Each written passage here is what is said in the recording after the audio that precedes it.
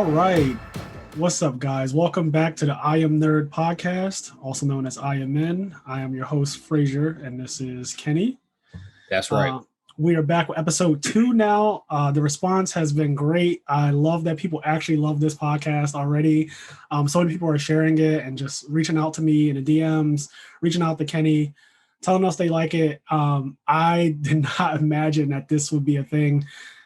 Just two friends talking about nerd shit and, you know, people actually liking it. So we're here again, and we're going to be here 2 times a week at least. If it was up to me, I would probably record like 5 times a week, but we're going to do semi-weekly. We'll do 2 times a week to start off, and we'll take it from there. But does that word mean? Is that how that works? So the only reason I use the word semi-weekly is because when we had to submit the podcast to Apple Podcasts, it said bi-weekly and it said like monthly, annual, like everything, right? And I clicked on like semi-weekly and it came over the description 2 times a week. So I'm going with what Apple calls semi-weekly. That's what I'm All right. I'm with it. So this is a semi-weekly podcast. 2 times a week we will be dropping episodes. Cool. I would like to drop them every Thursday and Monday. Another cool thing is just between the last time we recorded and now, we already got at least 2 emails of people coming and asking questions. So I just wanted to say, if anybody wants us to talk about something specifically or actually go in depth on a topic, just send us an email and let us know. Toward the end of today, we'll go into the 2 emails we got. Yep. And yeah, the emails, depending on what it is, what the question is, like, it could end up being a whole episode if it's like in depth enough, or it could be something quick at the end. So right. Yeah, send the stuff and we'll definitely check it out. Yep. So send any questions or suggestions or anything you want to say to us to IMNerdPodcast@gmail.com, and we may read it aloud on the show. So something I wanted to do, because this episode is going to be called The Shadow Realm, we're going to be talking about how we got into Yu-Gi-Oh! So even though this isn't a Yu-Gi-Oh! Podcast, it's just one of the many things that nerds like. A lot of nerds like Yu-Gi-Oh! Or Magic the Gathering or Pokemon. We all got in the trading card some way. But I wanted to talk about how we got into Yu-Gi-Oh! This episode.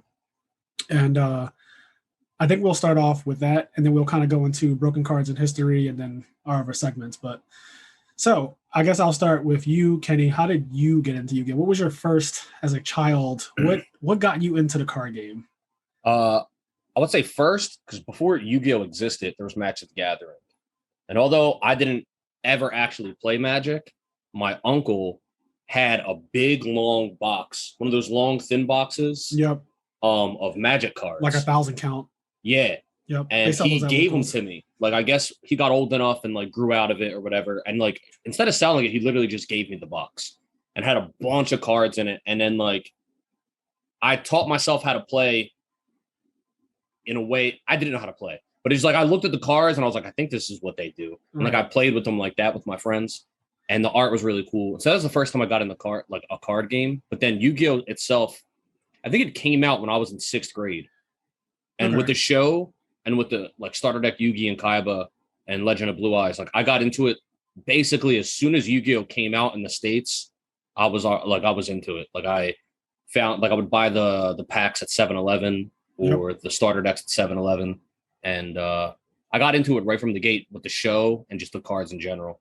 And for the first year or 2 years of playing, same as like Magic, like we weren't following the rules. We were just like putting cards on the fucking table and just shit. Oh yeah, we're going to talk about that too. We're going to talk about that. So for me, so as most of you know, I'm a YCS champion. I won YCS Atlanta 2010 with Gravekeepers, and I went on to top, I think when I stopped playing, I had 22 tops if you're counting ARGs, and if you're not counting ARGs, I think I had 16. Did you win an ARG? I got second at ARG. Okay, because I was actually talking about that recently with a friend of mine. He was asking how many YCSs did Frazier win. I was like, I think he won 1 YCS and maybe 1 or 2 ARGs, but I wasn't sure. I got second at an ARG in Syracuse, actually, in like 2015 with Necros. So yeah, I, like most people obviously know me from Yu-Gi-Oh! They know me from like being sponsored by ARG, which shout out to Jim McMahon of ARG and Sweets and Geeks for allowing us to actually use this artwork for the podcast, which I love. This was actually official artwork that was used for my token as the Dark Magician. So that's what this this background that you see is for our podcast cover art right now. Shout out to Jim McMahon for that. I really appreciate that. And the artist was, I think it was Christine Sen. I'm pretty sure is the name of the artist. I was actually looking into my old that's messages. not who I thought it was. I thought the artist was somebody else. Well, ARG had many artists back in the day. Happy I didn't say the name. No. I'm pretty sure Christine Sen is the one who actually did the art for this, and she did a fucking phenomenal job. Like, look, like that is me as the Dark Magician. That is like the coolest. Like for me, that is one of the coolest things I've ever seen. Not being narcissistic, but like it just looks so cool. It just looks really cool. So for me, I started playing Yu-Gi-Oh! A long time ago. I'm not going to age myself, but let's just say when I picked it up, I'm pretty sure Feral Servant was the newest set. And the way it happened was kids in class were like playing the game in the back of the class, like during recess and stuff. And I would like look at what they were doing, and I saw like La Jinn, Genie of the Lamp, and like Axe of Despairs, Gemini, like I don't know, Gemini Elf wasn't out yet, but like I saw Axe of Despairs on La Jinns and like a bunch of 1800 monsters, like 7-colored fish. Yep. And they were playing back and forth. Gemini Elf didn't come out till it was like a video game card. Yeah, well, Gemini Elf was also a secret rare in one of the sets. I feel like it might have even been the set after Feral Servant, Legacy of Darkness, I think it is. Yeah, but she came out, she was secret. They used to release a lot of cards through video games. Yes. And I remember, so back then, watching kids play in the back of the classroom, I would like obviously be interested in it. And then my one friend, Rashawn, who went to the same school as me, he was like, yo, you should come with me after school. Like, let's go to this card store. I can show you the game. And at the time, I didn't know anything about Yu-Gi-Oh! Really. Like, I had seen a little bit of the show, but I didn't know what was going on. So I was like, well, I want what probably every kid wanted when they were a child, like Blue Eyes. Like, I saw Blue Eyes in the show. I saw like this big ass dragon. The guy had 3 of it, didn't know who he really was, but I was like, I want 3 of that starter deck. And I remember they only had 2 at the time. So I got 2 of them, and then I had to go somewhere else to get my 3rd one. But I was so happy when I got my 3 Blue Eyes. And I used to literally, this is how I knew I was destined to play Yu-Gi-Oh! Because when I got those 3 Blue Eyes, I used to stare at them in my room, like for no reason. I would just pull my deck out, which was just like literally 3 Kaiba decks mushed together. And I would pull it out. And I would just stare at the Blue Eyes and like literally think about like how Kaiba used to have the 3 Blue Eyes and stuff in the show. And then I obviously started watching the show a lot. And next thing I knew, I was a full-time duelist. But being so young and watching the show, which does not teach you at all how to play the game, especially with Duelist Kingdom. So we're about to talk about the anime, Duelist Kingdom arc with Pegasus. That shit is not the way to show kids how to play Yu-Gi-Oh! Like, they used to just summon monsters, like summon Dark Magician out your hand, no tributes, no rules, making shit up.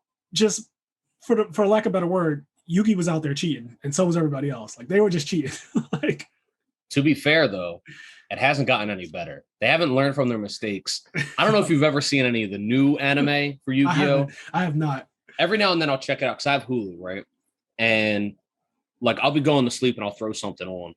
And every now and then I'll just throw on like one of the newer ones, like the one with GX. So whatever the new one, if they have link summoning, the blue cards, I don't know anything about that. I haven't seen the link summoning one yet, but I saw some of the series where they have pendulum summoning. Okay. Yeah, that's pretty far.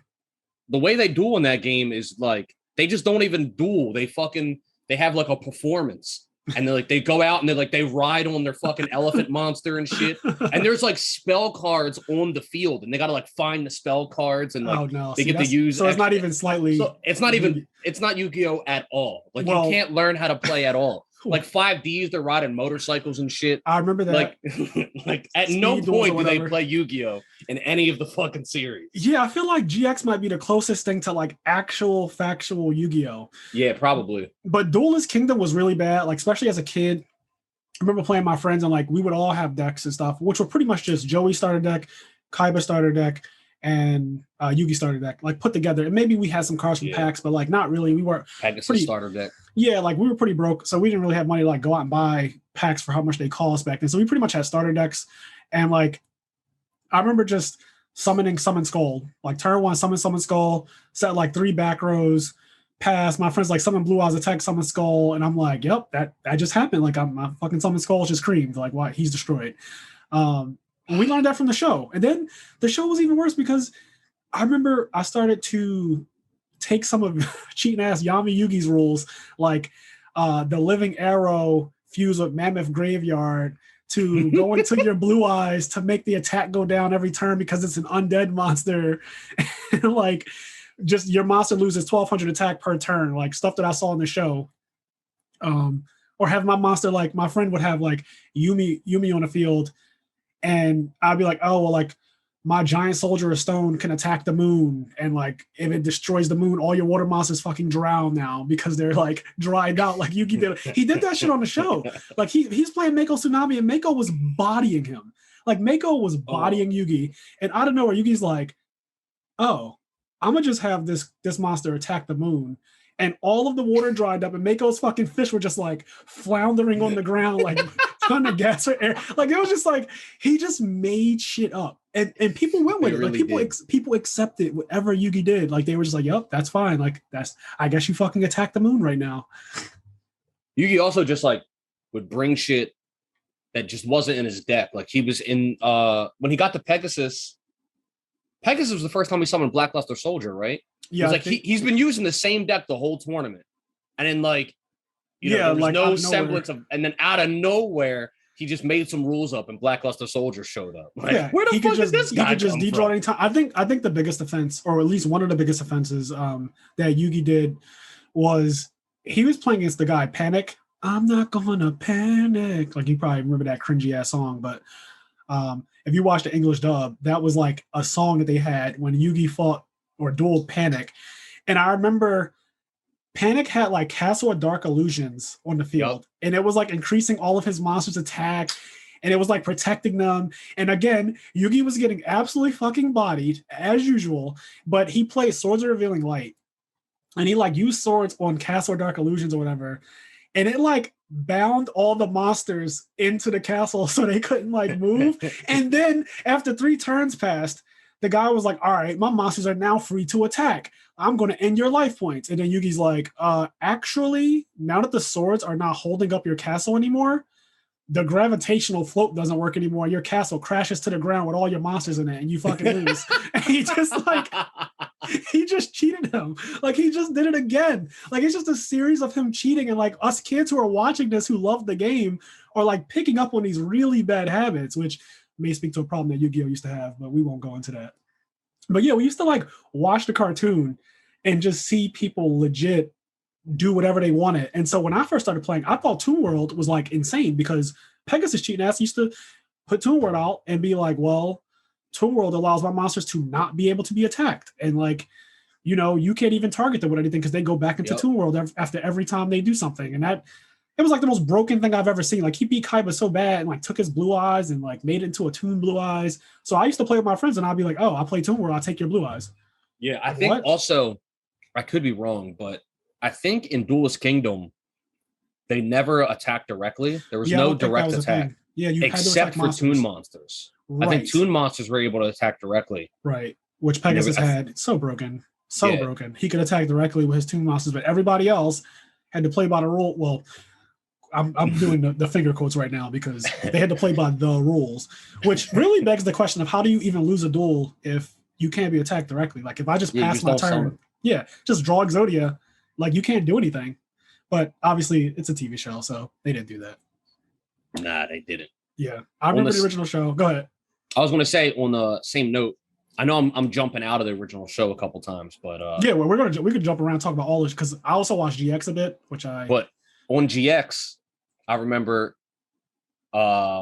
basically a long time ago when I was more of a troll.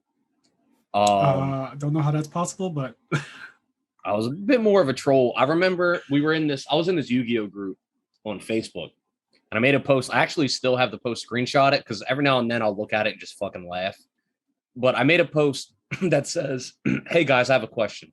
Can you normal summon and face up defense mode? Here's what happened. I was playing some kid on Dueling Network. If you know Dueling Network, you might be an old head. No, he summoned face up defense, and then he tried to take it back, and I said he can't. He tried to get all cocky and said he has to set it, as in set it in face down defense mode. I told him he already summoned it face up, and he can't take it back. We then argued back and forth. I got annoyed and just signed off. This started a huge back and forth argument on Facebook. So basically, you were trying to see, like, the guy summoned something in face of defense mode, like the show, because you could do that in the show, which is another thing that they just, I don't know why they teach us that. Like, you can just put your mystical elf in face up defense mode and just not even reveal what it like. So the whole joke was the whole joke was basically, I'm a guy that watches Yu-Gi-Oh! GX. I even use as an example, Jaden, he summons Clayman in defense mode, right? It's just preference. You don't have to put it face down. Every game.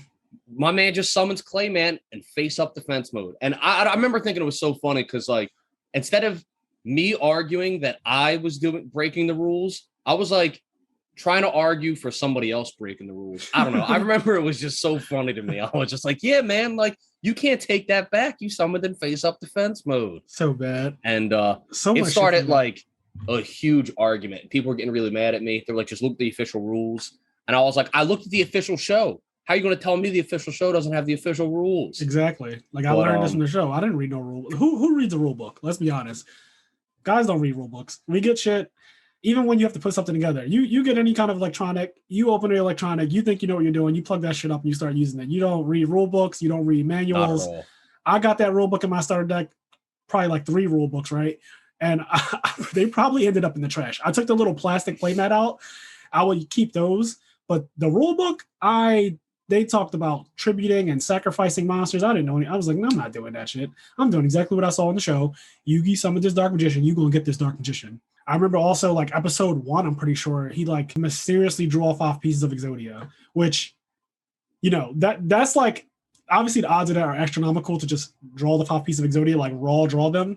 But we all have that one kid at locals that like plays the Exodia deck, probably doesn't have sleeves, and they try to do that little trick where they don't let you shuffle the deck. They just kind of like want to duel you, and like you sit down across from them, and they're like, "Oh, I'm gonna draw my hand," and like you draw your hand, and you look at them, and you're like, "Here we go," and they're like, "I drew Exodia," and like they just show you the 5 cards. You gotta love it. We all have that one kid. Like I remember, I didn't know what side decks were. I tried reading the rule book one time, and I just didn't understand what the side deck was.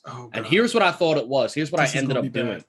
I thought the side deck was 15 cards you put next to your deck, and at the start of your turn, instead of drawing from your deck, you could choose to draw from your side deck. I did the exact. Why did I do the same thing? And I was just like, and I remember just being like, same exact thing. Oh, well, I'll put all my best cards in my side deck, so I have a better chance at drawing them. And I'll just draw from my side deck. We didn't even know each other back then because I was like a kid. Yeah, no, child. Absolute child. I didn't meet you till I was in like, I think I was 20, 22. Yeah, 20. Like we met in 2010. So yeah, it's been 11 years. But like when I was a child, I remember me and my friends, when we played, we had a side deck on the side, like literally on the side. And we would just draw from it. And that was what we thought a side deck was. Because again, none of us read the rules. And so our best cards would just be in our fucking side deck. And we'd just be like just cheating the shit out of people because it's like, oh, okay, like I'm going to just draw this Mirror Force right now. Hopefully that's in here because I know that I got a Raigeki or a Dark Hole or something in my side deck that I can just draw at any time. So that was a thing. Also with the original series, like GX, I kind of started to fall off when it got to GX because I didn't like the main character. He was too like happy-go-lucky. I like the heroes kind of, but like, I don't know, something about Jaden. I do like E-Heroes a lot, but yeah, Jaden just didn't do it for me. Him and his friends. I don't know. I never liked that. I liked like the original Yu-Gi-Oh! Well, we're gonna talk about the original Yu-Gi-Oh! Series, the one where Yami was just straight up killing people too. But for now, the Duelist Kingdom Battle. 0? Yes, Duelist Kingdom Battle City taught me some bad shit as a kid. Like I remember also. So when they got to Battle City, so this is after the Pegasus arc. That's Battle City is where they tried to make it the real rules. Yeah, they started to play like kind of real. Kaiba was like, I'm making new rules. And he was like, you have to tribute to something. What do you mean new rules? Like that was like Yami's like But I remember started in Battle City. Pegasus, like after the Pegasus arc, where mind you, someone is literally fighting for their sister to not be blind in this fucking tournament. Like someone's sister needs a $3 million surgery, and Pegasus just so happens to be offering up exactly $3 million to get this. Like everyone's fighting for that. I'm fighting for my fucking life out here, man. Like he was fighting for his sister. Joey gets destroyed, obviously. Yami, Yugi, like wins the thing, beats Pegasus. Then they move on to Battle City. Battle City introduced, so they did start to kind of play by the rules, but then they introduced some more toxic concepts like rare hunters, people who would literally be like, yo, I'll play you for that. And if they beat you, they just took your shit. Like they just fucking stole your shit. Yeah. So like in real life, that's what people did. We started to be like, yo, I'm a rare hunter. I challenge you to a duel and you have to accept. Because that was another thing. Like I think if a rare hunter challenged you, you just had to like legit accept. Like this is fucking happening. I'm about to play you and I'm about to take that Jinzo. Yeah, it started because of the show, that started a trend of people playing each other for their best card. Yes. Like I remember I had a next door neighbor and I was like 2 years older than him, but I would play him for his, like I would play him every day for his best card to the point where I just had all his cards. Like, like I just took all of his cards. And not all of his cards. Like he ended up quitting Yu-Gi-Oh! Because like, yeah, because that shit is he got in trouble. They were like, "Where are all your cards at?" And he like didn't snitch. He was like, "Oh, I lost them." Yeah, but like that's good on him that he didn't tell his mom and then got all his cards back the hard way. Because that'd have been annoying. Like, damn, I beat this kid 7 days a week, and he went and fucking told his mom, who talked to my mom, and now I gotta give all this shit back. Yeah, and I remember playing with remember at some point I got them from him. He had like the Sphinx cards that you got from the first Yu-Gi-Oh movie. Oh, I remember those. It was like Therian the Great Sphinx or something, or like Andro Sphinx, something like that. And the Pyramid of Light or something like that. Yeah, yeah. And I remember I had like a Sphinx deck, and I played it completely incorrectly. Were you just summoning that shit? Like, were you just like, this monster 3,500 summoning to? I think I in some way pretended to summon them the right way. Like, I think I kind of maybe did it the right way. They had a lot of text. Like those cards, I remember those movie cards, they had a shit ton of text. Yeah. They fucking sucked. Yep. So that started the whole like playing for cards trend. Like even if it wasn't I'll play you for your best card, people started to like play in real life for cards, which still exists today, of course. And it's not all bad as long as like the two people understand like the stakes. Like I'm going to take your card if I beat you though. Yeah. And so at my school, and I'm talking about like 7th, 8th grade, we would play for cards, and I would like sometimes I'd beat people, sometimes I'd lose, and we would literally be like, yeah, like this guy has my card. And so I didn't like that. I didn't like losing. I didn't like any of that shit.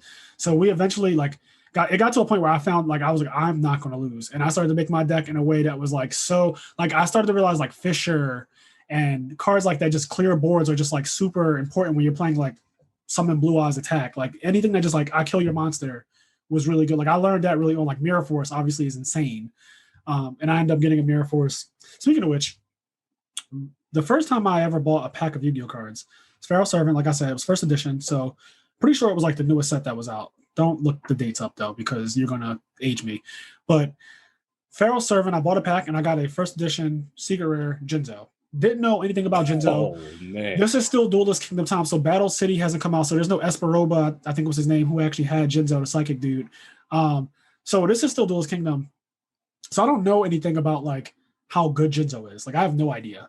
And also the card was kind of expensive, I'm pretty sure too. Like Jinzo back then, there were only 2 secret rares per box. Yeah, at the time, I think Jinzo was arguably one of the best cards in the game. Oh, if not the best after other cards got banned. Yes, Jinzo was insane. Obviously, as time progressed, we all realized like Jinzo might not have been optimal, but like because people just naturally played a lot of traps long ago, Jinzo started out like being extremely good. I didn't know. My favorite card in the show was Styles Now's Restrict. I loved Pegasus.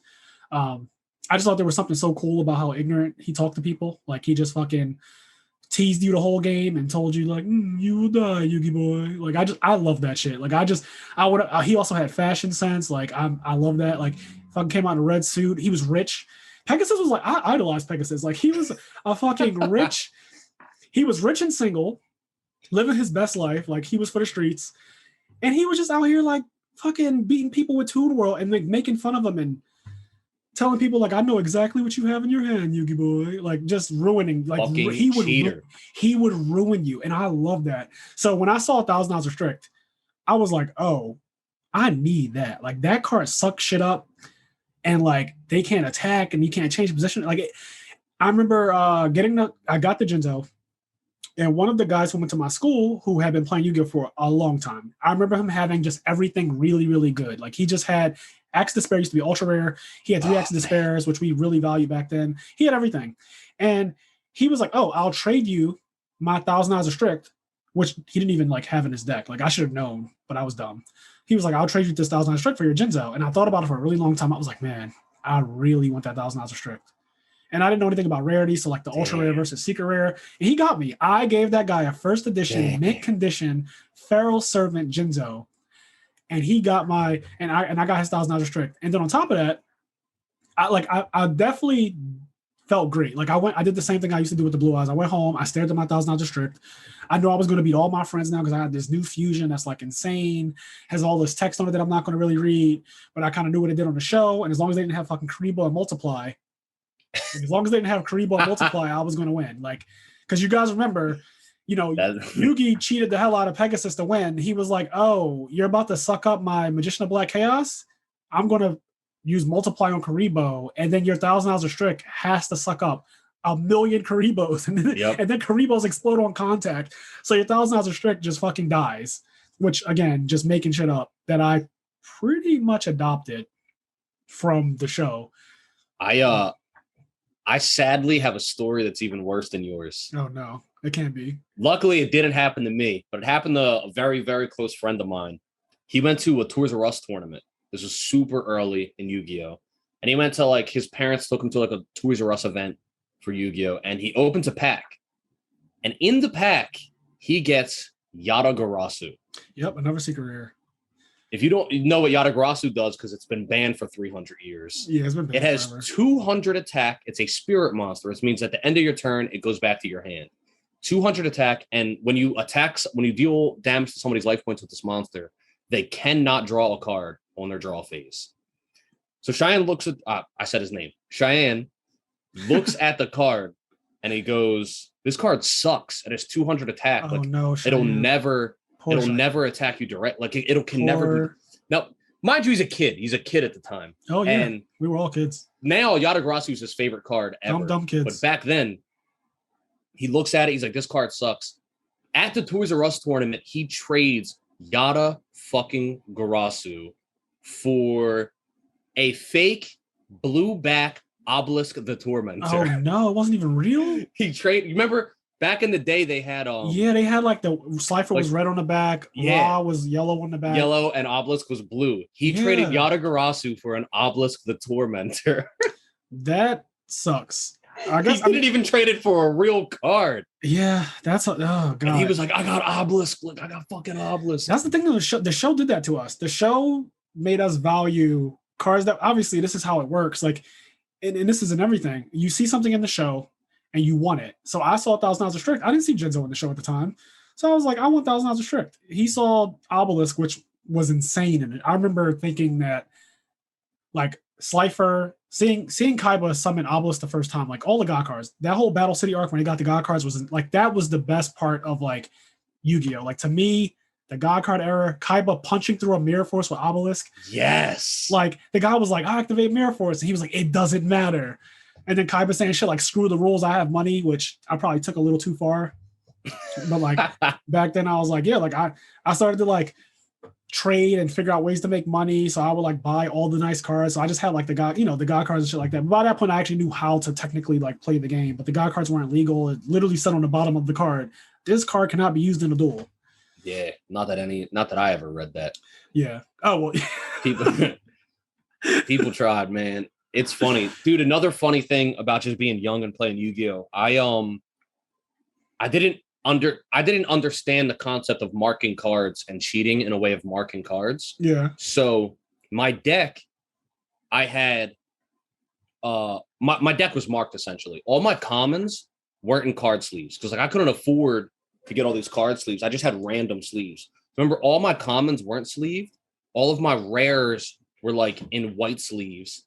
All of my hollows were like in blue sleeves, and all of my ultra rares were like in gold. I went through sleeves. a phase like that too, where I just had mixed sleeves. I just like and it wasn't like it wasn't like specific cards were in specific color sleeves, like, but it was to the point where I would just have like whatever was available at 7-Eleven, because I don't know, like 7-Eleven back in the day used to sell like sleeves and packs and stuff like that. I don't know if they still do. Maybe they still do. But they used to sell everything that was like related to hobbies and card games. And I would just buy whatever sleeves were available. So if they only had like a pack of gray sleeves and a pack of black sleeves, I would buy both. And when I ran out, I would just sleeve the rest of my cards in the black, and then I would mix it together. And me and we just didn't think anything of it. No, like we were innocent.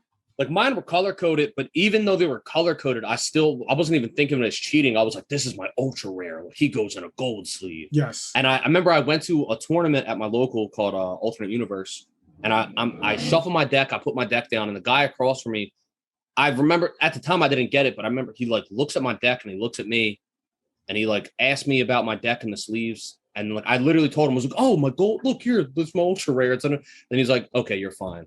Because like he looked at it, he's like, this guy's deck is marked. But then he was like, he's fucking 10, whatever. Yeah. And then we just played, and like I lost. But did you care for any of the villains in the show, like in the Yu-Gi-Oh show? Because like obviously Pegasus was like my favorite. Yes, because Kaiba technically was a villain at one point, right? Like he was definitely on some evil shit. Yeah, I loved Kaiba. He was Blue Eyes White Dragon was like my favorite card as well. Like I love Blue Eyes. Like my favorite card, nostalgia wise, is Blue Eyes. My favorite card, not on pure nostalgia, is probably Stardust. Stardust is a hot card. But yeah, I loved Kaiba in terms of villains. Yeah, for me, it's Pegasus for all the reasons I aforementioned. Like he just rich, single, like hosting tournaments to just absolutely ruin people's day, because like he giving out prizes for people's sister surgery that's blind, that like he could just give them the money and he would still just have an abundance, but he just chooses not to. Yeah. And then you can also just kidnap your grandpa and fucking lock his soul away. He could kidnap your grandpa and your brother. He could kidnap your grandpa and your fucking brother and seal them in cards and just tell you like, yeah, you don't have a choice. If you want your grandpa back, you gotta win this tournament.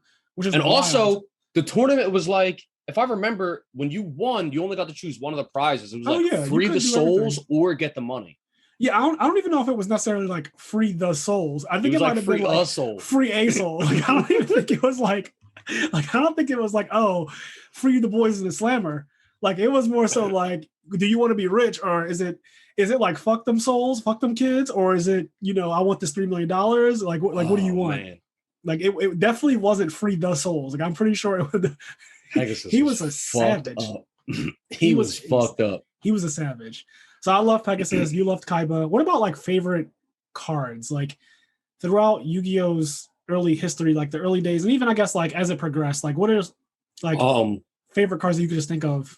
Off the top of my head, I remember, especially starting early Yu-Gi-Oh, back when like beatdown decks were a thing. Like I remember looking for every 1800. Right. And, like I can think of so many of the 18, like 7-colored fish, Lejin, Harpy's brother.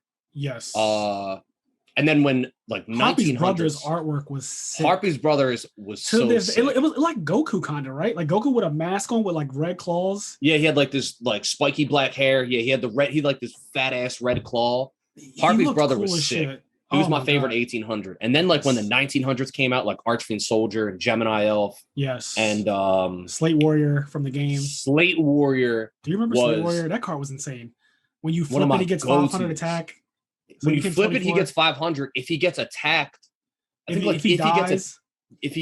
you attack him and kill him or something, he lowers your attack by 500. Yep, he was so Slate good. Having 3 Slate Warriors was OD, like, man. Back in the day, I used to go to a card store called Galaxy Video, and like when I first went, at this point, I do know how to play Yu-Gi-Oh like by the rules, so I know how to tribute and everything like that. And I went to Galaxy Video, and I met one of my good friends, who's still one of my good friends today, named Cam, and he used to play Fiends. Like one of the cool things about Galaxy was that people played not like anything meta, because we didn't really know about metagame like that. But we like played based on like just your personality. Like Cam liked Fiends, somebody else might like Harpy, somebody else might like Dragon, somebody else might like Toons. So we just played kind of like that. And Cam's deck had 3 Slate Warriors. I remember he had Dark Ruler Hades. He had how long it took me to realize that Hades just was Hades? Yes. It took me way too long to realize that Hades is just Hades. And the original artwork for that, like the Japanese artwork, he's holding a skull instead of a chalice. Instead of a chalice, yeah. Which I thought was really cool. But so Cam will have like a full fiend deck, Giant Germ ×3, Dark Mimic level 1, Dark Mimic level 3, like three Slate Warriors, Archfiend Soldiers, Giant Orcs, 3 Dark Necrofears, and I used to think like that deck was so crazy because he would start dropping Dark Necrofears, and like if you summon like BLS in attack mode, like Black Luster Soldier, he just like summon Dark Necrofear, crash into it, steal your monster. Like that was a thing. I remember that just being like such a ridiculous deck back in the day. My one friend Gus, he would play like water, so he had like Abyss Soldier, like all the water, like all the cool water shit, like Abyss Soldier, like discard a card, bounce anything to the hand. Penguin Soldier, which we used to play because of the starter decks, like put 2 cards back in the hand. Medina played water. I remember he played water decks. Yeah, Medina loves water in general. And he I remember he had fucking Go Giga Gaga Gigo. Fucking there's like, I'm glad you said it because I'm not even gonna Go Giga Gaga Gigo was not his boy. Gonna try. But yes, I remember his whole storyline, Gigabyte, Gagaga Go Giga Gaga Go, Giga Go Giga Gaga Go, and I'm done now. I'm done. But the weird thing for me, the first deck that I kind of used when I started to play like by the rules was actually a water deck, which is why my favorite card, or like cards, especially when I was younger, was the Legendary Ocean. I didn't really care for Mako Tsunami. I thought that he had it wrong. Like he had the wrong idea. He's just using fucking Legendary Fisherman and all that. I did use Legendary Fisherman, but like Amphibian Beast. Now, obviously, most people are going to be like, I don't know what the fuck that is. But Amphibian Beast was like one of my favorite cards. I just liked it. It was like something about he's great on land and in sea. 2400 attack monster, 1 tribute, a Legendary Ocean, like lowered the star level of your water monsters.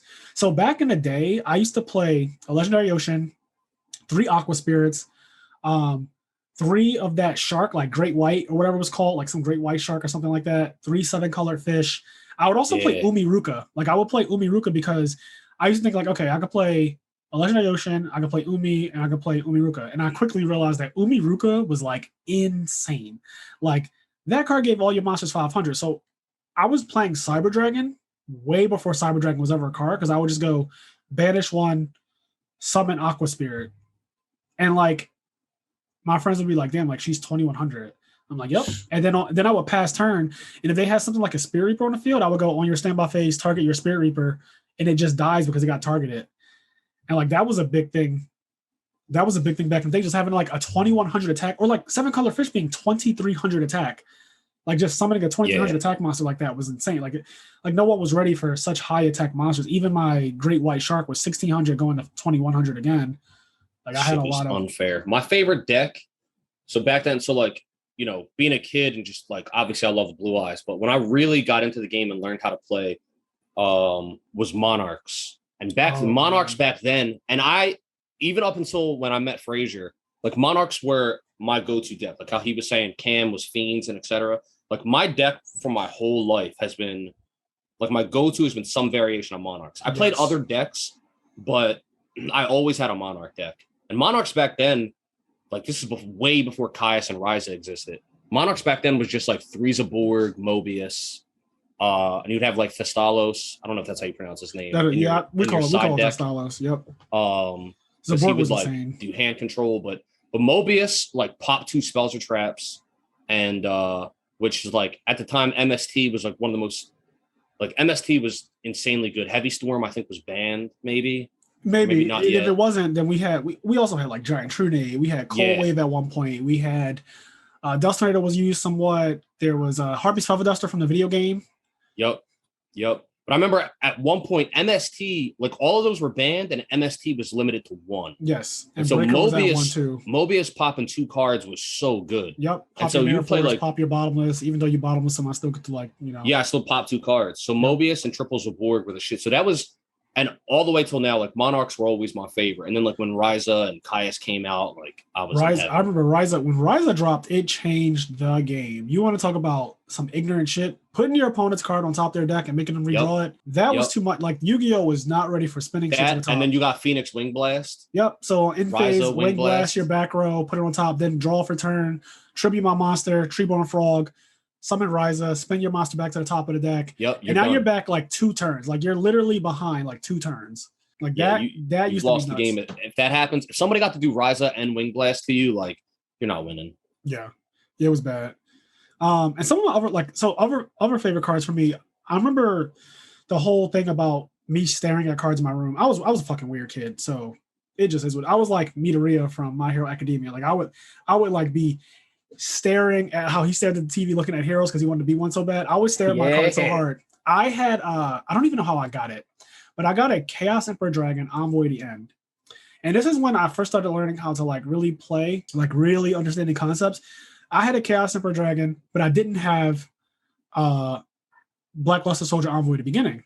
And one of my good friends, Thomas, he had Blackluster Soldier. So I always used to like covet that he had like this ridiculous monster that could attack twice. When you summon it, you could banish things. And yeah, Chaos Emperor Dragon was definitely like technically it was the more broken one because you could win the game like literally as early as turn 1 with a Yada lock. Like if you do Witch of the Black Forest or Sangan gets killed with Chaos Emperor Dragon, you search out Yatagarasu, you attack them, they can't draw, and then literally you just kill them by attacking them every turn with Yatagarasu until they can't draw.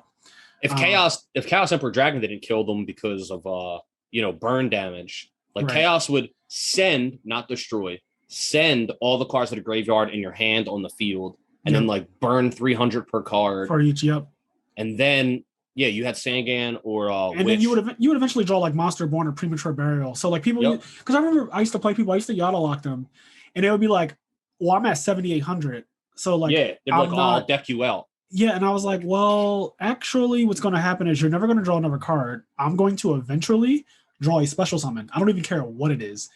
I'm going to draw a special summon, and I'm going to special summon a monster and also summon Yatagarasu, and I'm going to do the same thing, but it's going to be way more damage, and the game's going to end. And I would say, if you want me, I can show you my deck, and they're like, no, keep playing. So they would literally make me go through the motions, which I was fine with. I'm like, I like what's happening. You're sitting there with no cards in your hand, you can't draw, and I'm playing a fucking solitaire, and I like this. Like, I get off back then. This. Something that was interesting, because Yu-Gi-Oh rules were weird. The way the wording on Chaos Emperor, Yu-Gi-Oh rules are still weird. The way the wording on Chaos Emperor and Black Luster worked was, like, if Black Luster was in my grave, I couldn't Monster Reborn it. But if you summoned him properly at least once, you were able to Monster Reborn him. Like, the way the wording was, so, like, as long as I removed one light, removed one dark to special summon Black Luster, or special summon Chaos Emperor, and then I did his effect, send him to the graveyard. When I drew Monster Reborn, I could Monster Reborn my Chaos Emperor because I summoned them correctly at least once. Which, to this day, I don't really remember why that wording works that way, but I remember that's how the judges ruled it. Yeah, that's just how, and that's still a Yu-Gi-Oh concept now. Like, if you summon something, quote unquote, correctly, you can then start to special summon it back if it said this card can only be special summoned by whatever. Like, same thing with, unless the card says the word accept. Yeah. If it says the word accept, don't even fucking look at it. Like, if it falls to the grave, if it's in a different zone, just don't even look at it. I guess there's a few exceptions to the rule where like certain cards say ignore the summoning condition. Yeah. But those cards are few and far in between.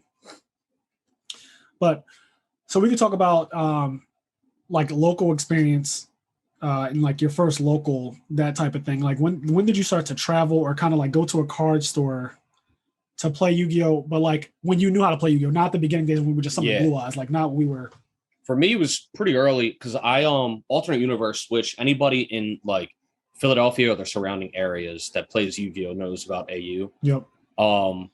I started to go into AU pretty early. Like I had a friend from school that knew about it. So I had a friend from school that knew about this other card store called JMC. Yes. JMC was like a closet. It was like the size of a closet. It was so small. And then I remember he took me to JMC one time, and like I only went there I eventually went there a couple more times, but I went there once, and then he was like, oh, I just found out about this other card store. And I remember we walked there one day after school. So we got done school at like 3:15 or whatever. And it was like, no lie, an hour and a half, 2-hour walk from my school. I'm in 7th grade, I think. And so he was like, yeah, I know where it's at. And we walked there. I'm like, yo, this was a long fucking walk. Right. But we ended up walking all the way there. And I was playing in AU. And then at the time, I still didn't have a full grasp. But then because I was going to AU, people started helping me. Like a guy, Fraser, you know him, and I'm sure people know him, Steve Silverman.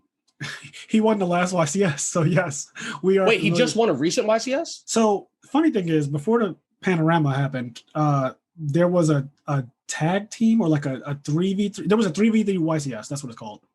There was a 3v3 YCS, and Silverman, who barely plays Yu-Gi-Oh anymore, pretty much was like a rock on these other two guys' team. One of the kids is actually really good. I think his name is Dominic Couch. And so they made a team called like, Are You Going to Finish That? Because they're all big. And my boy Scott Page is on the team. So everybody on the team is huge. Like, and this is no shade. They know they're huge. Their team name was called Are You Going to Finish That? And they fucking finished that. They won that YCS. So congrats to them if I haven't said it already a million times. But yo, that's amazing. But Silverman actually won the last YCS with that team. And like, it's kind of really, it was so random. But like, you know, once you know, like he's good at card games in general. So like once you, I'm really happy for him for that, because I've known Silverman since I was in 7th grade. I know he's older than me. I don't know by how much, but I've known Silverman since I was in 7th grade. And he was always like, when I went to AU, he was always just known as like the best player there. Yes, and he was there the all best the time. Player in Philadelphia. When I first learned about like the idea of like a good player or a pro player or whatever, Silverman was the first person I ever saw that was like that for me. Like I was really young. I remember going to my first regional and he was in top 8 playing like Snipe Hunter, and like he was rolling dice and saying, do it again? Fuck it, I'll do it again. And like he would roll the dice and it would be like every time he would never miss. He would always hit 2 through 5, never 1 or 6. And he would just like he would look at his hand, look at the guy's field and be like, do it again. And like I never realized that was like, he's a degenerate person. Like he likes to gamble. So that was probably the most fun thing from like, it started early with this guy. Like that's he always, amazing. And he would literally pop this guy's entire field in like top 8 of this regional. Or I think it was like, it might even been the finals. Cause I remember people were playing Baboon Burn and shit like that back then.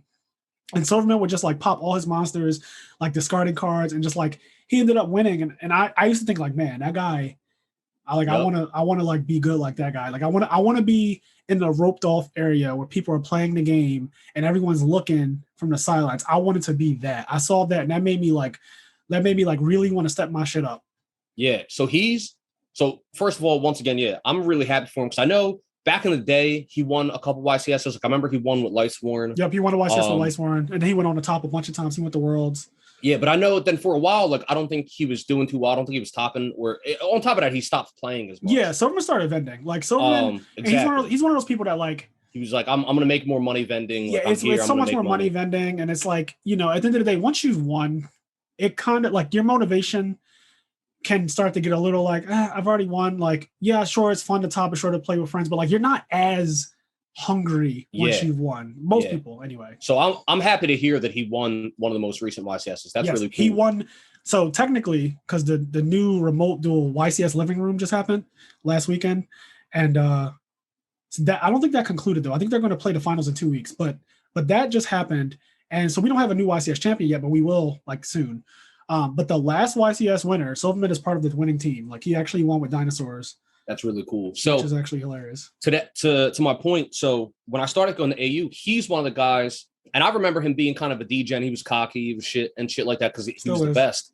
And so he was cocky, but even though he was cocky, he would still help people out. So he's one of the guys. I remember he sat down and he looked at my deck, like he flipped through my deck real quick, and then like he took like 20 of the cards. He said, "Take all this out of your deck," and he just like take all this out. He was like, literally Steve. Because I had 3 blue eyes on my deck, and he was like, "These are unplayable. Like, you have to tribute 2 monsters." Except, like, you're never going to do that. Like, by the time he was giving you the game, up card advantage, and so like he really helped me learn, and he helped me really like put together like my first sort of real deck.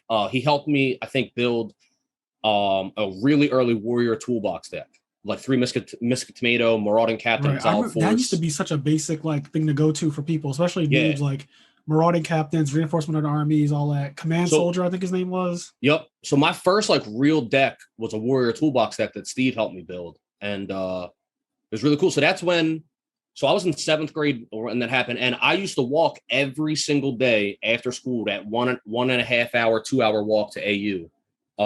Just to go to that local, school, get that just to play. Rush. Yeah, just to play a little bit of Yu-Gi-Oh, and then walk all the way fucking home. I used to leave from school to go to the library where all the kids went that played Yu-Gi-Oh. We would all leave and go to the library after school was over. And I didn't really have, like, my parents were so weird. They were so, like, free with me. Like, they weren't really afraid of where I might be. So I would come in the house, like, not late, but I would come in the house pretty late. And they'd be like, where were you? And I'm like, library. And we would just library. Like, we would just be playing cards in the library. And that dopamine rush, like, as soon as the last period of class was over, I was just staring at the clock like, I cannot wait to get my deck, go up to the library, which was far, go to the library, play cards, duel, Like even we weren't playing for cards back then or anything like that with my friends in class, but like we would just like play, and I just loved the feeling of just playing for hours. Like in my uniform, because I went to Catholic school, so I used to have like the uniform on. We're all in our uniform in the library, and we're just like dueling. And then we started looking up stuff on the computer, but we won't talk about that. Yeah, dude, I remember like, I'm playing on the. My mom used to get super mad at me because I would always bring like friends in the house, and we would just jump around and be kids and shit. And then there was a point in time when like my mom would lock me out of the house and be like, "No, like you're not allowed in until 9 o'clock when you have to go to bed." Right. And so she would lock me out, and we would literally, me and my friends would be playing Yu-Gi-Oh on my front step. Like we would just be on the front step. We'd set out like one of those like paper mats from the starter decks. Yep. And we would just be playing Yu-Gi-Oh on the front step if we weren't at AU. And just like them front step duels, man, like they were shit. I used to play at nighttime where you had to squint or use a cell phone to like illuminate the field because we couldn't see it. We would play in the cold. I would have on a fucking down jacket and like boots and gloves, and we would be playing Yu-Gi-Oh in the freezing cold on somebody's steps, like shivering and everything, putting our hands in our pocket because we just wanted to play that bad. Yes. Oh my God. I remember, so yeah, I used to go to AU a lot, right? But I had friends that lived like pretty far away that also still played Yu-Gi-Oh a lot, and I only got to see them like once a month. So we would do phone duels. We would literally call each other on the house phone. Wild. That's a little freaky. I didn't get into that. I would call, my friend Medina, a friend of mine named TJ and Cheyenne, we'd literally call each other and like shuffle our deck, and we would play on the phone, and he'd be like, all right, I summon, whatever. I set 2 back row. Like, all right, what do you have on the field again? What is this? And like, we would just keep talking about each other's field, and we would literally play over the fucking phone. Yeah, and, it got to that point with Skype too. Like at some point later, like much later, but Skype duels became a thing.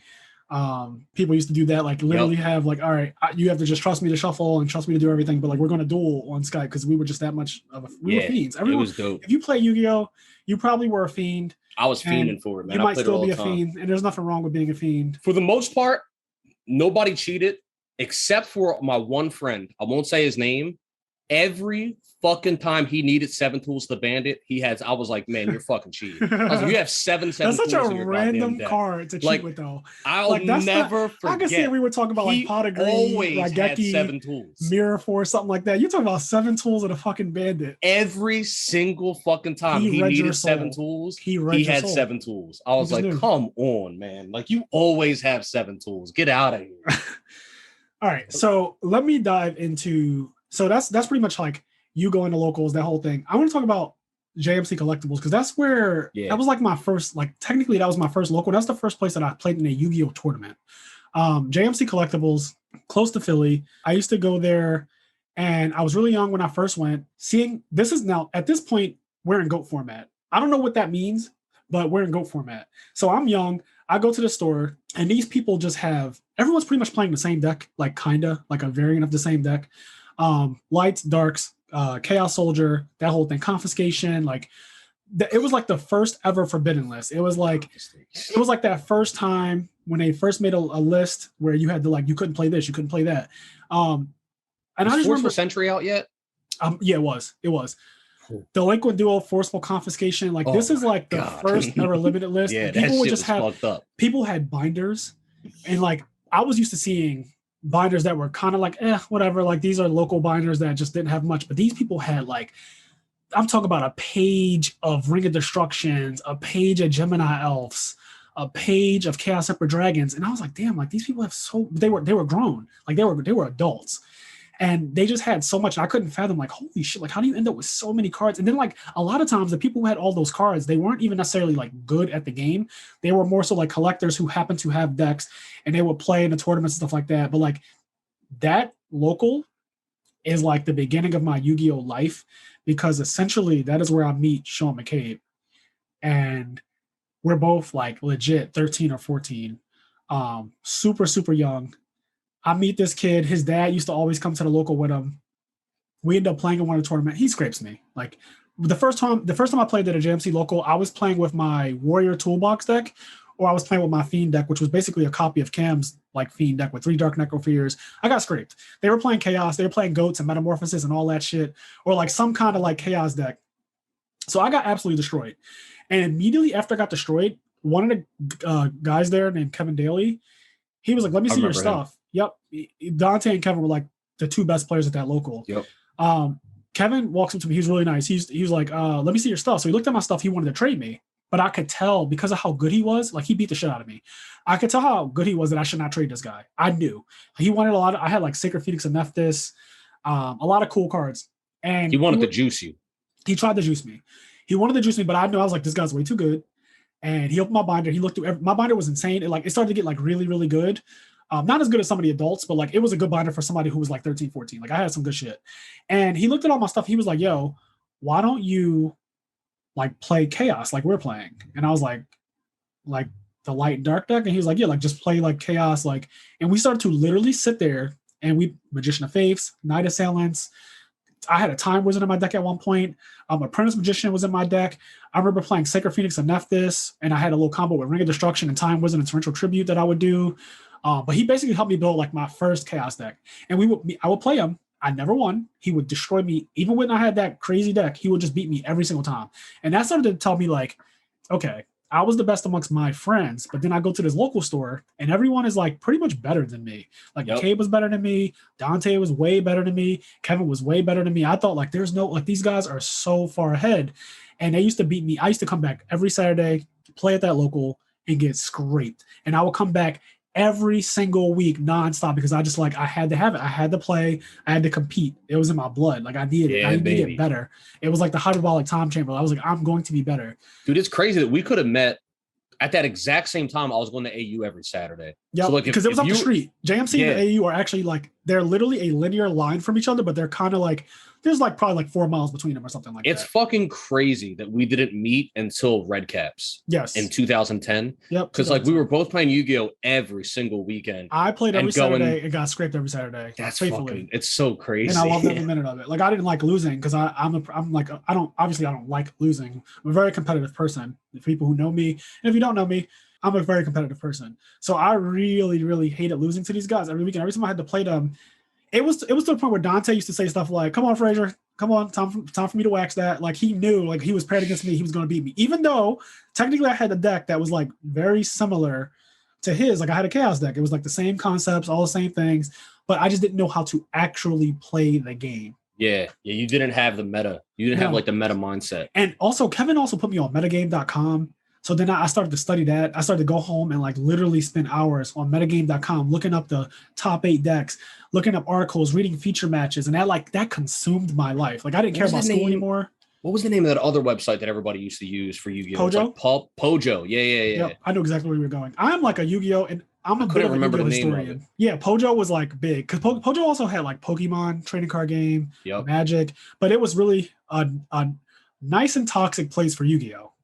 It was. It's like early Smash boards. Yes. So metagame, I got put on metagame. I started to pick up like the meta, like literally the meta. Which I think someone said most efficient tactics available is what meta means. But I started to pick up on metagame.com, started seeing top 8 decks from actual like Shonen Jump championships and stuff like that. I started the net deck. I was a huge net decker. I pretty much had like any deck I wanted, I could make it because I had so many cards at that time. So I would like net deck, and whoever won the white, like those Shonen Jump Championship, I would pretty much just make their deck card for card, come into the local the next Saturday and get scraped again and be like, damn, this guy won with this deck. How come I'm losing with it? What the fuck? Like literally every time. McCabe would beat me again. McCabe used to beat me in some of the most ignorantly lucky ways. I remember one time he put me down to 4,100 life points, but he only has one card in hand. He literally has Tsukuyomi. This is the first time I thought I was ever going to beat him. This is like game 3. I think I'm finally about to beat McCabe. We're both like 13 or 14. It's game 3. He has Tsukuyomi. I have literally +4 on him, +4 or 5. I have so many cards. I have my Blacklusted Soldier Envoy at the beginning on the field. I don't think I have any back rows. And if I do, it's probably like MST or something. He goes draw for turn. Oh, wow. I think that's game. Summon Blacklusted Soldier Envoy at the beginning. He goes summon Blacklusted Soldier Envoy at the beginning. Summon Tsukuyomi. Put your Blacklusted Soldier Envoy at the beginning face down. Attack with my soldier. Attack directly for 3,000. Attack for 1,100. Exactly 41. You're dead. I fucking lost it. That's when I first realized I was like, this kid is so lucky, and I can't beat him. And I was like, I'm finally about to beat this kid. And he did that sacky shit to me, and I hated him. I hated That's fucking amazing. I hated him. I was like, I cannot stand this. Like, I was like, damn it. I was finally going to beat one of the big three because, like, Sean McCabe, Kevin Daly, Dante Jones, those were like the big three at the local. And they would just scrape me up every week. Every time it was just, I was a buy. I was a fucking walk. I was that kid. I was a buy. That's fucking great. Yep. But the table's turn, right? You and that Sean McCabe story. Now, that reminds me of the one time I almost beat you. Oh, yes. Yes. Dog. The Lightsworn, right? Yes. I was playing Twilight Sworn. I was playing. So, when I met Frazier, we became really good friends pretty quickly. And then he helped me like make my deck better and build my deck. And I remember like 1 or 2 weeks after meeting him, we were already really good friends. And we were at Red Caps, which is another card store. And I was playing with Monarchs. He was using, I think, Lone Fire Blossom deck. Yeah. The plant deck. And we were playing and like, so like 15 minutes after Red Caps was closed, we were still playing. We wrapped up. The guy was like, all right, Frazier, like, come on, we got to go. And then we would leave, whatever. Anyway, I've known him for a long time. And then we're playing one day at AU, at a local at AU. Yep. And we both enter, and I play him in tournament. And I'm playing French Twilight, by the way. So if anybody knows what French Twilight is, a guy won a YCS or Shonen Jump championship with a Twilight deck. It was like Lightsworn, but it had Tragodia ×3 and Chaos Sorcerers. And like it basically was a Lightsworn deck that could control Plague Spreader zombie. Plague Spreader. It could control itself. So it slowed itself down. Like it would mill a lot to get the initial setup, but then it will like slow itself down because Lightsworn used to sometimes deck out. Like it wasn't real if you were good, but like, you could deck out technically you could lose by decking out. Yep. And so I'm playing him, and now I've beaten him in games before, but I've never actually beaten him in a set, like a 2 out of 3. I've never beaten him, right? And so I'm sitting there. It's game 3. Like I think he won the first one, I won the second one, whatever, doesn't matter. Right. But it's game 3. I'm sitting there, I'm playing him, and in my head, I'm like, I'm gonna fucking beat Frazier. Like I got him. Yep. Like we're friends. You were looking at me too. I could feel it. I felt it. He was like, oh, I finally got him, and I was like, I was kind of annoyed because I don't like losing, especially to people who never beat me. I just have a fucking mentality about that. So I'm sitting there, and I can feel the smugness on this fucking guy's face. I feel it because he knows that he's so close to beating me. I have no cards in deck. I'm his deck is empty. He has 0 fucking cards. He takes like a 5-minute turn. He is looking at his hand for like a whole 5 minutes. And I don't remember the exact play, but I remember it was a Plague Spreader zombie play to put a card back on top of his deck.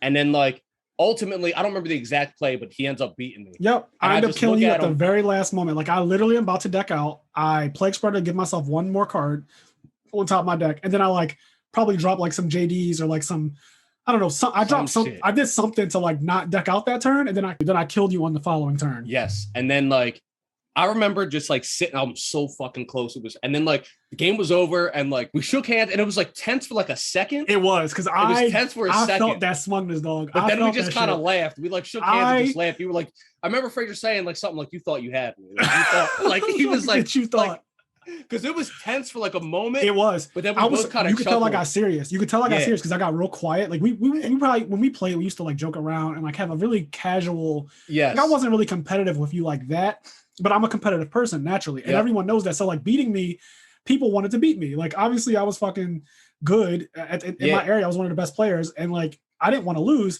even though it was like a fun game or whatever. I still that was a tournament. Yeah, that was totally. But like, even though it was like, it's just a local. It's not regionals. It's not Shonen Jump Championship. And nothing crazy like that. I still didn't want to lose. Not at all. Especially to somebody who I was like, I have beaten this guy every time, and he literally has me no cards in deck. Like I drew for a turn. I drew my last card, and I'm literally looking like, and I have like my field is like Lumina, Garoth or some shit. Like just it's wild. So I'm like, yo, I cannot go out like this. And I'm Plague Spreadering Black Rose in the field maybe to get rid of like. The whole, so I don't mill any more cards. So I have one more draw next turn. And like, it was nuts. Like the play I did, whatever I did was nuts. Yeah, I don't remember the exact play. The only part of the play I remember is Plague Spreader. Yep. Because it put a card back on. Yep. It gave me an extra turn. An extra turn I needed that to kill you. And that was amazing. Man, that was like, because even though I didn't win, it's still like such a good memory. Oh, that like, memory. I remember it vividly just because of like, I felt your energy when you thought you had me. Like I fucking got him, baby. Yep. I got him. And then, it was cool. And then afterwards, we just shook hands and kind of laughed. And we were like, you thought you fucking had me. Yep. You fucking thought you had me. Yep. And I was like, I fucking had you, man. I fucking had you. Not today. All right, so let's move on to the next segment because we're gonna wrap up soon. So broken cards in history. Yes. So for this episode, broken cards in history, we're going to talk about Graceful Charity a little bit. Graceful. If you don't know what Graceful Charity does, it's one of the first cards that ever came out. Yu-Gi-Oh! I'm pretty sure it was in a starter deck. Draw 3 cards. Deck, Yu-Gi or something. Yes, it was in a starter deck for sure. Draw 3 cards, discard 2 cards. So just in every card game ever, that's a broken card in every card game. Like draw 3. It's an okay card in Pokemon. Yeah, okay. Pokemon has cards that are like draw 7 because Pokemon be wildin'. Like I don't okay. But anyway, draw 3, discard 2. A very good effect in like most games. Anyway, so Graceful Charity. So this card used to be so ridiculous back in my first ever like competitive format, which was Chaos, like the whole GOAT control. Used to play Graceful Charity, and then you would Magician of Faith and get it back and just play it over and over. Usually you discard Sinister Serpent. At one point, Yu-Gi-Oh! Night Assailant was a thing. So like people would discard Night Assailant and get back Night Assailant until they like restricted it to 1. Yep. It was like a little loop you could do. But basically, Graceful Charity just gave you like so much free advantage because you got to draw 3 cards. And discarding cards wasn't really a big deal because you don't need all your cards anyway. Yeah, and this is Sinister Serpent pre-nerf. Back in the day, Sinister Serpent, you put it in your graveyard, and at the next standby phase, it went back to your hand. Yeah, it did it forever. It did it for the rest of the game. Like that's just what it did every turn. So like, Graceful Charity was nuts, and looping Graceful Charity was insane.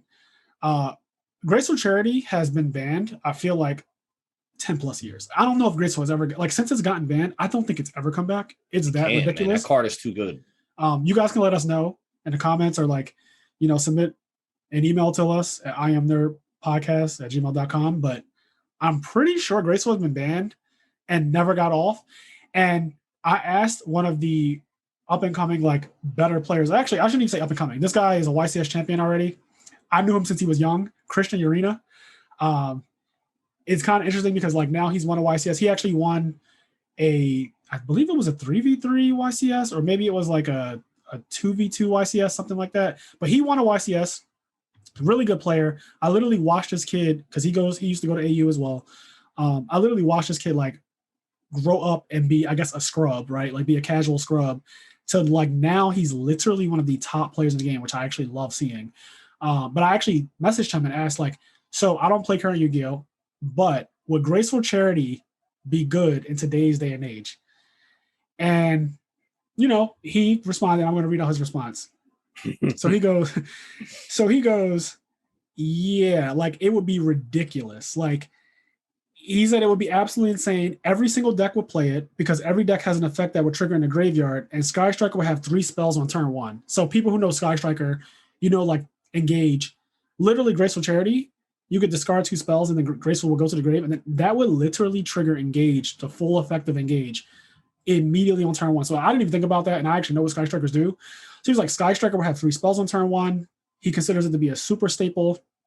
And he said, if you want an example of what the top decks that would get the full effect of it, like Drighton, names in the graveyard, Tri-Brigade, fueling the graveyard for their effects. Again, Sky Striker's 3 spells. Virtual World, discarding Kinlong. I don't know what that is, but Kinlong and their traps. And he was like, yeah, it would be a super staple. It would be absolutely nuts. Like Graceful Charity in today's day and age would break the game, no question.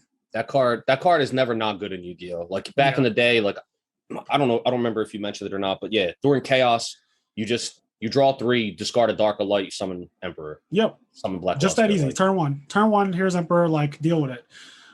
So Graceful Charity was nuts. And I feel like if I think about like I played a lot. I played 10 plus years of Yu-Gi-Oh competitively. And Graceful Charity just in I remember when Dark Worlds came out, and I thought that was as bad as it could get because like Graceful, you discard gold and silver, and they would come to the field. Like we thought that was broken, but like then Graceful was already banned by then, though, right? When Dark Worlds came out, I'm pretty sure it was. Yeah, I'm pretty sure it was. But I'm just when we thought you're saying like at the time we thought like Graceful could never come back because Dark World. Like, we thought that was the tip of the iceberg, but then like the game got Frog Monarchs with Treeborn Frog. Yep. Which Graceful Charity would have been nuts in, right? We got Diamond Dew Turbo, which was a deck that just played a bunch of spell cards that killed you at 1 turn. We got Return Dad, which is another graveyard dependent deck. You needed 3 Darks engraved to summon Dark Arm Dragon. a little bit more recent, like I guess 2014, 2015 era was like Burning Abyss, a deck that just completely uses the graveyard. Like everything about it is a graveyard deck. Graceful Charity would have been nuts in that deck. But apparently, even in current Yu-Gi-Oh, every single real deck, Graceful Charity would be absolutely nuts. Yeah. I actually think about that funny meme from Invincible where you have Omni-Man and he, after he beat the shit out of his son, he's looking at him and he's like, look at what they have to do to mimic a portion of their power. So like now, now people are playing like Pot of Desires and like Pot of Extravagance to like just to draw 2 cards. They're like banishing their top 10 or banishing their extra deck and doing all this extra shit. And like Graceful Charity is just out here like draw 3, discard 2, no cost, no, you can't special summon or none of that nonsense. Nothing. None of this. It was so simple. 2 sentences. Those are the most broken cards. Like any card that just doesn't have a lot of text, broken. Destroy all monsters on the field. Just like broken. Like just one line, get right to it. None of this. You don't need a bunch of lines. Like Graceful Charity was just that. Absolutely insane card. Insane card. Yeah, that card can never come back. There was even an argument back when I was when I first started to become competitive and trying to like conceptualize Yu-Gi-Oh! I used to argue with people like, what do you really think is better to play over and over again, Graceful Charity or Pot of Greed? Because, you know, it was a Magician of Faith format. Most people were playing 2 Magician of Faiths. Some people played 3. Normally the cross out was a thing, so like whatever. But yeah. Magician of Faith and Graceful Charity was like a big deal, especially if you got your Sinister. And it was argued like, you know, maybe I used to say I think Graceful's actually stronger. Just you're seeing an extra card, and like, yeah, you're discarding 2. Usually you are discarding a Sinister, so technically you're not discarding like 2 real cards. Yeah.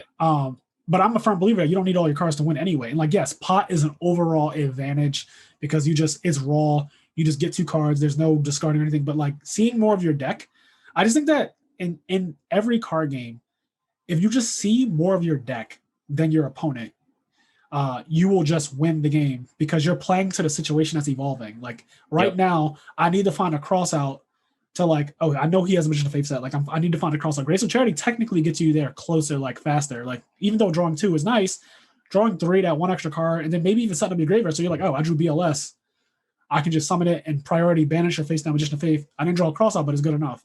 Like stuff like that. It's good enough. Yes. That whole priority mechanic with Blacklusted Soldier Envoy at the beginning, just crazy time. Yeah. But yeah, that's broken cards in history. So now we want to read some of the emails that we got for the podcast. So I'm actually going to do that now. We got 2. Real quick before you read them,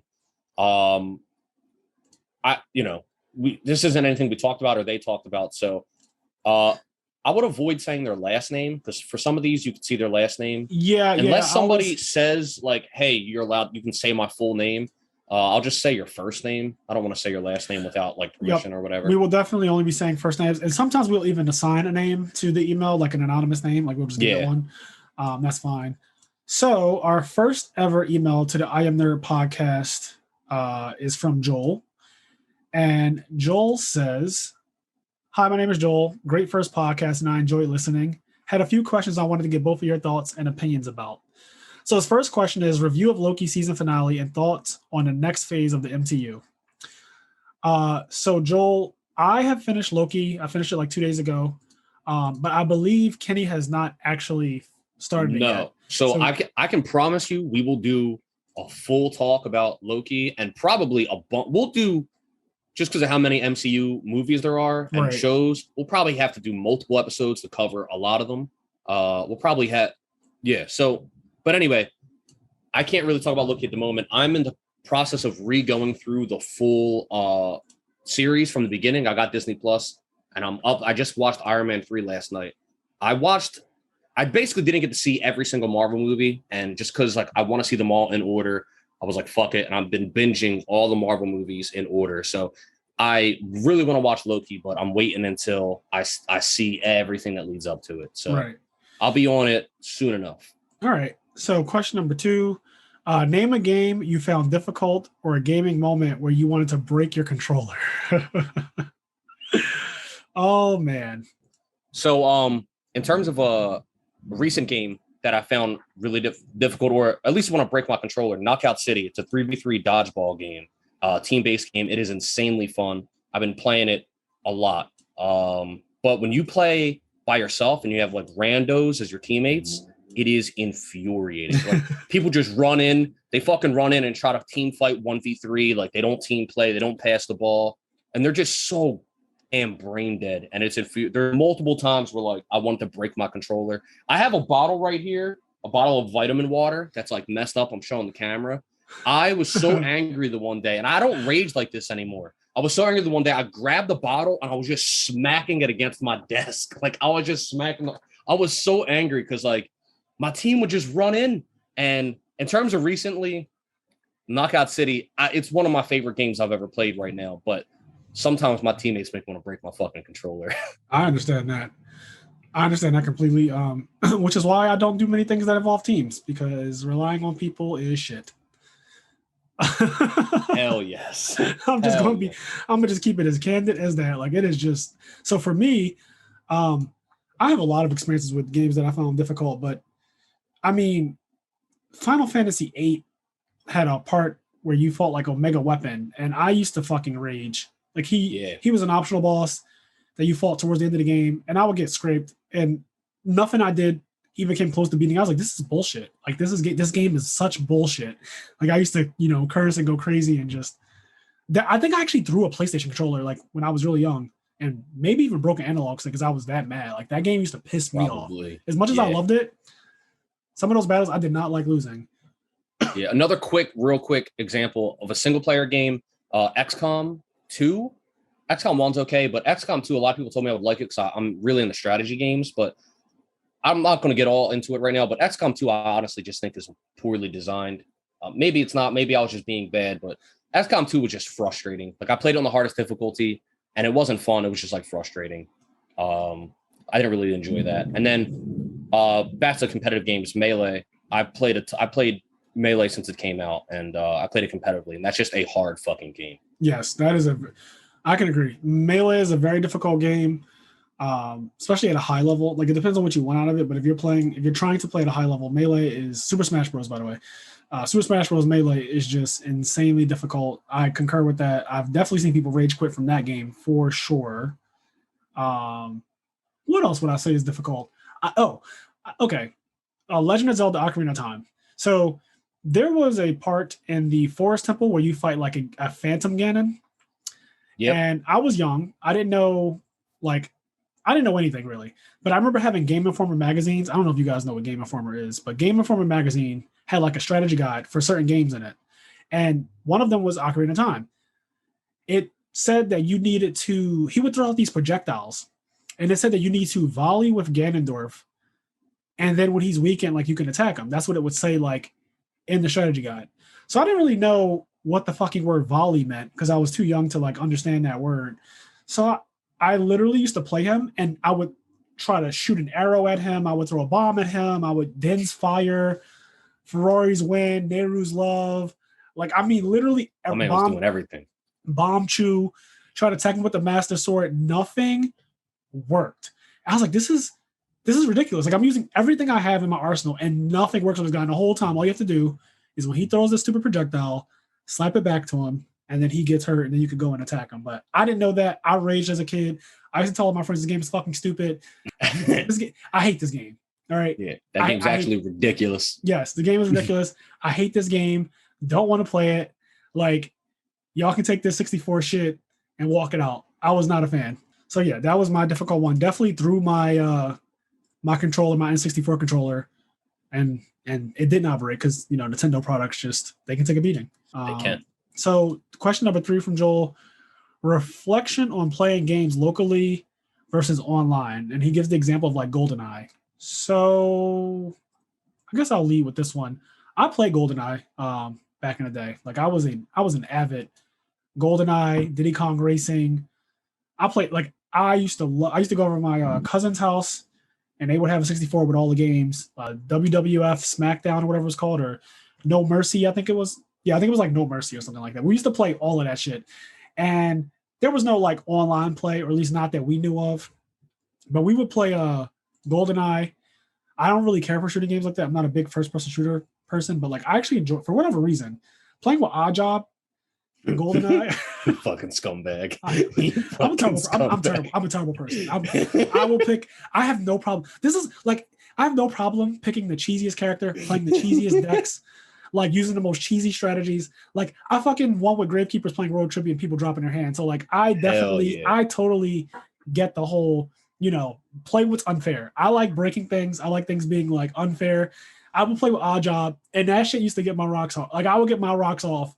So my friends, my cousins would be like, that guy's cheating. Like, how come you always pick him? And it's like, I can't shoot him. I can't hit him and stuff. I'm like, yeah, I don't know. I don't know. I'm Odd Job. But nowadays, the cool kids have like all this online stuff. And my first experience with like playing a first person shooter online was Halo. Not fun. I'm not good at first person shooters. Like for whatever reason, like I actually have good hand-eye coordination, but I just never took the time to really learn them. And when I started playing Halo like online with my friends, I was a rock. I would just drag the team down, and that was just my role. Like I just wasn't good, and I felt bad. And I was like, I don't want to play this anymore. I suck at this. And I'm really good at if I'm not good at something, I don't do it. Like I'll try it. Once I realize like this is not for me, and if it's going to take me a lot of time to become good at it, I will just quit the game. Like I don't want, because I'm such a competitive person that I will put in the time to become good at the game. But like Melee, for example, like I only play casual because it takes so much dedication to become really good at Melee. And I don't have the time or resources to just like dedicate that. Like I already dedicated so much of my life to Yu-Gi-Oh! So like back then I couldn't give another game that much time. So I would never like really take it serious. And the same thing with like Halo and stuff like that. Yeah. For me, I was the guy for you. Like Pokemon used to be like local with a link cable. Yeah. And now it's online. Like, and I know you used to play competitively on like Smog and stuff. So I'll get to Pokemon in one quick second. For me, I do miss playing games locally. I was the guy that I always invited everybody over my house. I always I would buy all the party games. Like I bought all the Mario parties and Mario Karts and Smash and all that other shit. And like I played all the games that you would play with a group of people, GoldenEye. And I would always invite everybody over my house to play them. Online is like cool because I can play with my friends that live in Australia and shit. But I found that through the nature of the internet, how many games just exist, it's a lot more rare that all of my friends play the same game. Right. So even though we can play any game together at any time, we don't, because he's playing this game and I'm playing this game and he's playing that game and he doesn't really care about this game. Whereas before, you just go over your friend's house and play what was there. Yeah, the library of games is too big, I guess is what you're saying. Like we actually have too many choices. So it's like really hard to get people to want to play the same game as you when you're playing it. Yeah. And so online, although technically better, I do miss just being able to play the same game with everybody. And it's also fun just being in person with somebody. And like if me and Frazier had that duel dueling like over the internet, where I almost beat him, it wouldn't have been the same. It wouldn't have been the same energy if we were over the internet when that happened. Yeah, I always tell people I prefer like face-to-face everything. Like I don't mind technology. Like I'm not against technology, but like when it comes to things like card games, being in front of my opponent and seeing their emotions and reading their energy, their body energy. Sometimes they say things they shouldn't say. Sometimes they do things they shouldn't do with their like physicality. I pick up on those types of things. And like that to me is part of the game, like literally reading your opponent. So I totally get when you say like it being in the same room with your like playing someone in Melee, like in person, as opposed to playing them. Because now you can play Melee online, online. You can play online. But it's not the online. Same. Roll back netcode. It's not the same as playing in person. It's just not the same. Yeah. And we do like certain game. I love online gaming though. Don't get me wrong. Monster Hunter, the Monster Hunter franchise. If you know me, you know that I fucking love Monster Hunter. We're gonna have a whole podcast about that because both of us are fiends. Yes. But we played Monster Hunter Rise, the one that just came out, which is like Kenny's that's his first real Monster Hunter game. We played that shit for 10 plus hours a day together online, just like on Discord talking and playing Monster Hunter with people on his stream.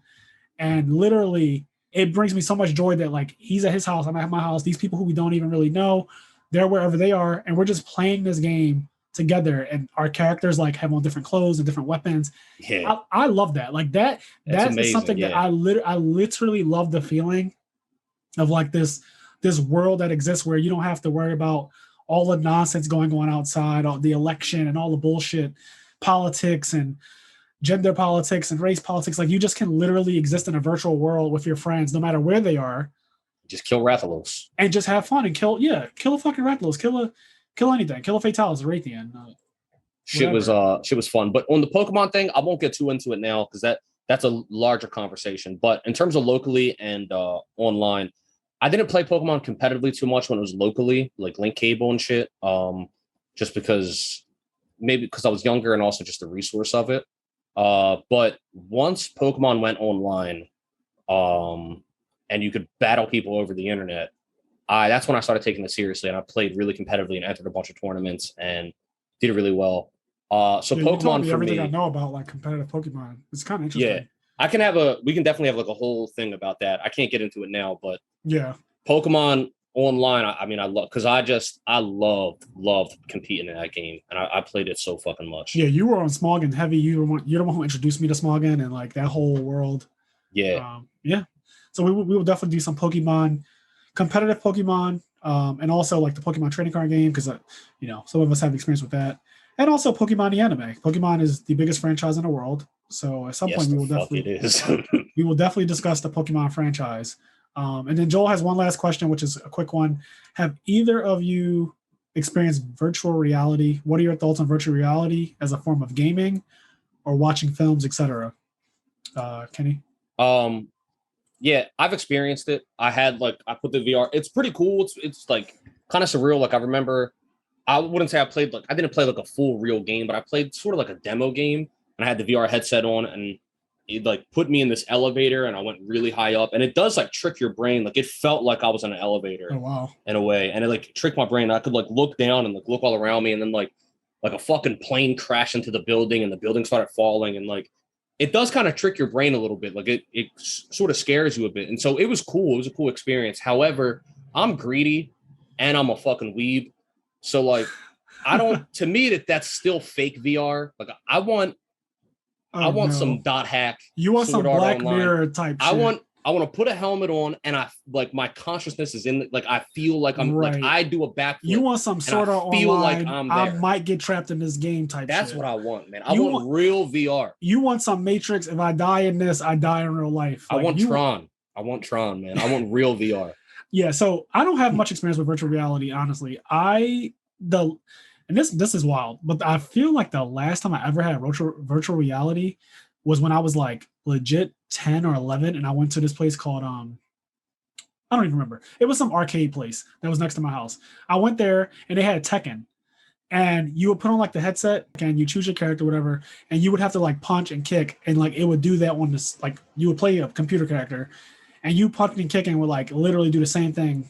But it was like really finicky back in the day. Like I'm talking, this is years and years ago, so it wasn't good. And I just remember thinking that's such a gimmick. Now, from what I understand, virtual reality has gotten like very real, or way more real anyway.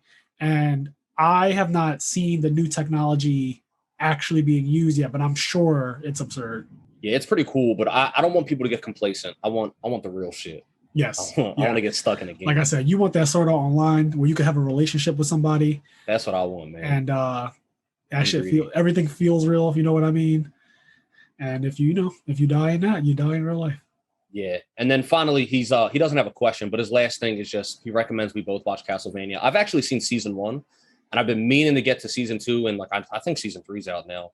I just haven't gotten a chance to yet, but I have seen season 1, and Fraser I Will Castlevania on Netflix is fucking fire. Everyone says that, so I think I'm going to make that like the next show that I binge, because I've seen WandaVision, Falcon Winter Soldier, Loki, which we're going to talk about all of that stuff. But then I also want to definitely get into the other popular shows like Castlevania. So we'll talk about that. Yeah, for sure. But anyway, guys, so that is going to wrap up this episode of the IMNerd Podcast, IMN. We had such a wonderful time talking to you all. Yes, Kenny, you want to say something? Yeah, real quick. I want to say, I just want to real quick, Austin sent an email too, and this isn't a long one, and I think we can wrap it up quickly. He basically just says he's surprised it wasn't brought up when Toonami was talked about, but Yu Yu Hakusho and Kenshin were really big ones early on as well. I just want to say, we were talking about like DBZ and Sailor Moon and kind of what started anime or in the US. Right. But I am a huge Yu Yu Hakusho fan and a pretty decent Kenshin fan. So those are definitely two things we will talk about. Yeah, we're going to talk about that, especially because 100%. Hunter x Hunter is in both of our top 3 animes of all time. And the guy who made Hunter x Hunter made Yu Yu Hakusho. So he hit lightning struck for him twice. So we 1,000,000% that we're going to talk about Gundam Wing, Tenchi Muyo, all everything that was on Toonami. We're going to talk about. So do not worry about that. But yeah, when we were talking about Toonami, we just kind of talked about how we got into anime and that whole bit. But like what started it? What started it for us? So, that's definitely coming down the pipeline. But if you guys have any questions or want to us to talk about anything on the show, please email us at IMNerdPodcast@gmail.com, and we may read it aloud on the show. And let us know what you think. Like if you want anything from us, if you have a question or you want to tell us a story, maybe you have a broken card and a story that you want to talk about, we might talk about that. Anime or things that we might not be thinking about. Let us know. Let us know what you think about the podcast. We're open to literally everything. This is still very early stages, but we love doing this. This is something that we pretty much do on the regular, but now we're putting it into a formal format, if you will.